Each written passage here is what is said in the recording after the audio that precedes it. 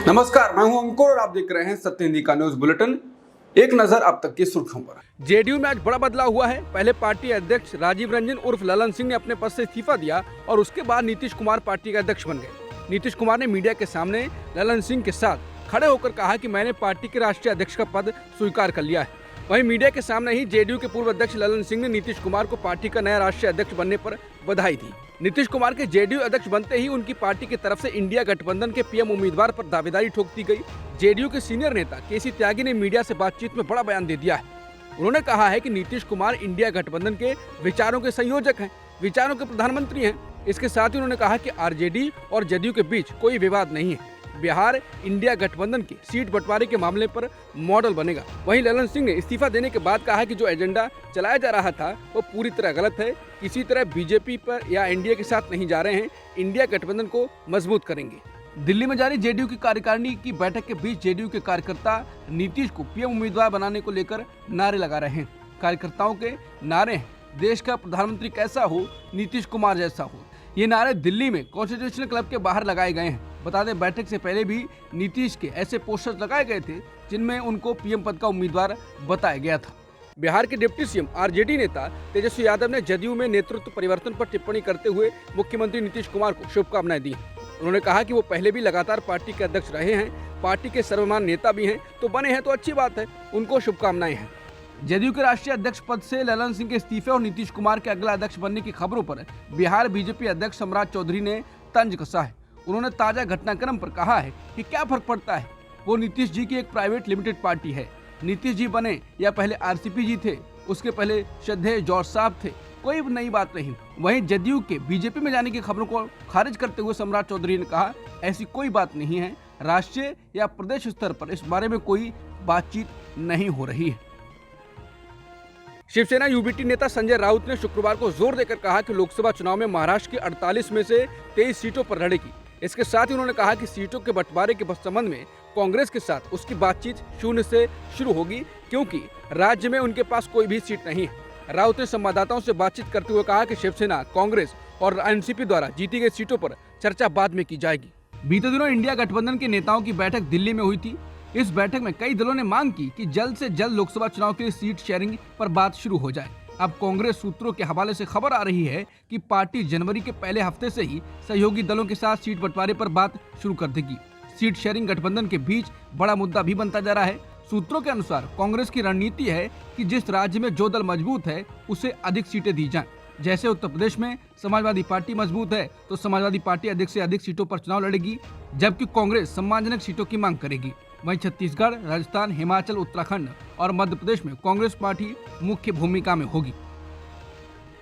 केंद्र सरकार को असम और पूर्वोत्तर के संबंध में एक बड़ी सफलता मिली है। शुक्रवार को सरकार और उग्रवादी संगठन United liberation front of Assam यानी उल्फा के बीच एक शांति समझौते पर हस्ताक्षर हुए।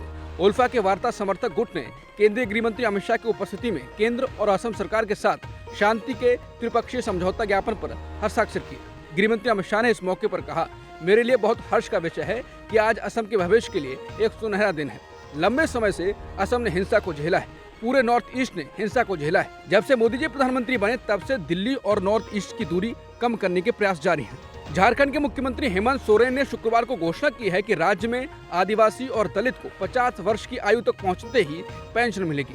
उन्होंने तर्क दिया कि उनमें मृत्यु दर अधिक है और उन्हें 60 वर्ष के बाद नौकरी नहीं मिलती है। सोरेन ने राज्य में झामुमो के नेतृत्व वाली सरकार के 4 साल पूरे होने के अवसर पर एक समारोह को संबोधित करते हुए ये घोषणा की। सोरेन ने दावा किया कि 2000 में झारखंड के गठन के बाद 20 वर्षों में केवल 16 लाख लोगों को पेंशन का लाभ मिला था, लेकिन उनकी सरकार ने 36 लाख लोगों को पेंशन दी है।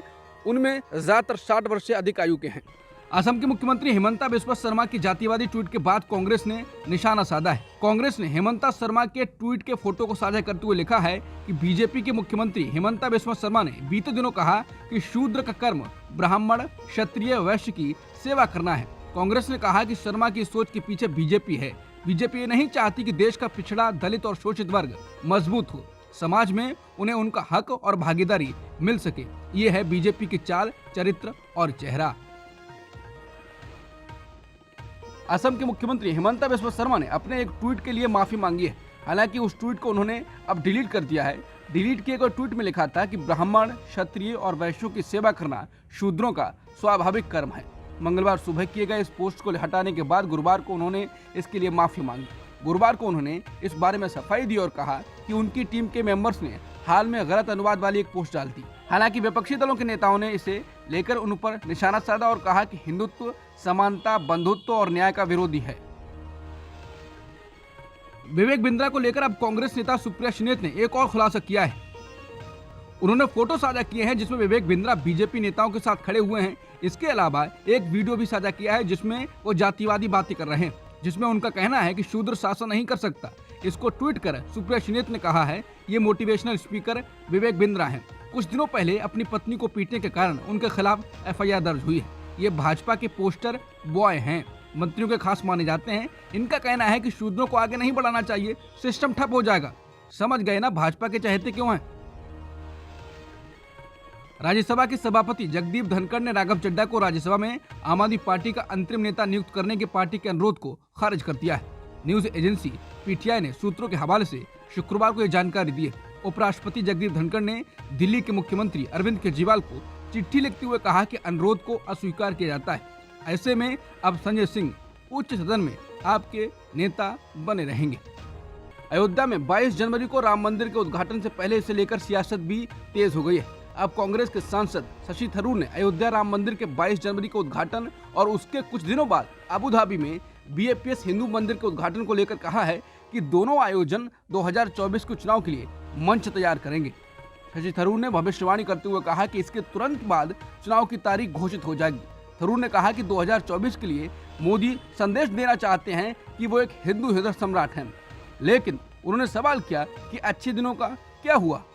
केंद्रीय आईटी और इलेक्ट्रॉनिक्स राज्य मंत्री राजीव चंद्रशेखर ने एप्पल का फोन हैक करने की चेतावनी के बारे में सरकार के रुख को लेकर अमेरिकी अखबार में प्रकाशित रिपोर्ट को खारिज कर दिया है। इस रिपोर्ट में दावा किया गया है कि भारतीय अधिकारियों ने कंपनी से अक्टूबर में जारी हैक को लेकर दी गई चेतावनियों के राजनीतिक प्रभाव को कम करने में मदद करने को कहा था। चंद्रशेखर ने इस रिपोर्ट को आधे अधूरे तथ्यों पर आधारित और कोरी कल्पना बताया। इसमें 31 अक्टूबर को एप्पल की अपनी प्रतिक्रिया को छोड़ दिया गया। मिजोरम में अपने राज्य में किसी भी मामले की जांच सीबीआई से कराने पर लगाई गई रोक हटा ली गई है। राज्य के नए मुख्यमंत्री लालदोहमा ने गुरुवार को गजट में प्रकाशित इस निर्णय को पोस्ट करते हुए ऐलान किया। उनके इस ऐलान का मतलब ये हुआ कि सीबीआई अब फिर से मिजोरम में किसी मामले की जांच कर सकती है। मिजोरम के मुख्यमंत्री लालदोहमा ने सोशल मीडिया साइट एक्स पर लिखा, मिजोरम सरकार मिजोरम राज्य में अपराधों की सीबीआई जांच पर सहमति देती है। हमारी सरकार अपने नागरिकों के कल्याण के लिए भ्रष्टाचार खत्म करने के लिए अडिग है। डोनाल्ड ट्रंप को एक और झटका लगा है। कोलोराडो के बाद एक और राज्य मैन ने अगले साल होने वाले अमेरिकी राष्ट्रपति चुनाव में स्टेट प्राइमरी मतदान से अयोग्य घोषित कर दिया है। ये निर्णय मैन के शीर्ष चुनाव अधिकारी द्वारा लिया गया है। इससे ये 6 जनवरी 2021 को कैपिटल पर हुए हमले में ट्रंप की भूमिका के लिए प्रतिबंध लगाने वाला दूसरा राज्य बन गया है। हालांकि ट्रंप के पास सुप्रीम कोर्ट में अपील का अधिकार है। इसके साथ ही मैन के फैसले पर सुप्रीम कोर्ट का निर्णय आने तक रोक लगा दी गई है। बता दें, ट्रंप को लेकर ये फैसले तब आ रहे हैं जब हाल ही में किए गए सर्वे में ट्रंप 2024 में रिपब्लिकन नामांकन की दौड़ में जनमत सर्वे में बड़े अंतर से आगे हैं। अमेरिका के मौजूदा राष्ट्रपति जो बाइडेन अगले साल होने वाले राष्ट्रपति चुनाव में पूर्व राष्ट्रपति ट्रंप से पिछड़ सकते हैं। इजरायली सैनिकों ने आखिर गजा में बंधकों को कैसे गोली मार दी थी, इसको लेकर सैन्य जांच में स्थिति साफ की गई। गुरुवार को प्रकाशित एक सैन्य जांच में कहा गया है कि इजरायली सैनिकों ने मदद के लिए पुकार को नजरअंदाज कर दिया था जब वो गलती से कुछ दिन पहले गजा की एक इमारत में घुस गए और 3 बंधकों को मार डाला। जांच में कहा गया है कि सैनिकों ने 10 दिसंबर को हिब्रू में बंधकों को चिल्लाते हुए सुना था, लेकिन इसे हमास के गुर्गों द्वारा उन्हें घात लगाकर हमले करने के लिए लुभाने का आतंकवादियों का प्रयास समझा गया। इसमें कहा गया है कि ये मानते हुए कि इमारत विस्फोटकों से भरी हुई है, सैनिक बाहर निकल गए और भागने की कोशिश कर रहे 5 हमास कार्यकर्ताओं को मार डाला। अब तक की सुर्खियों में इतना ही। बाकी खबरों के लिए बने रहिए सत्यहिंदी.com के साथ।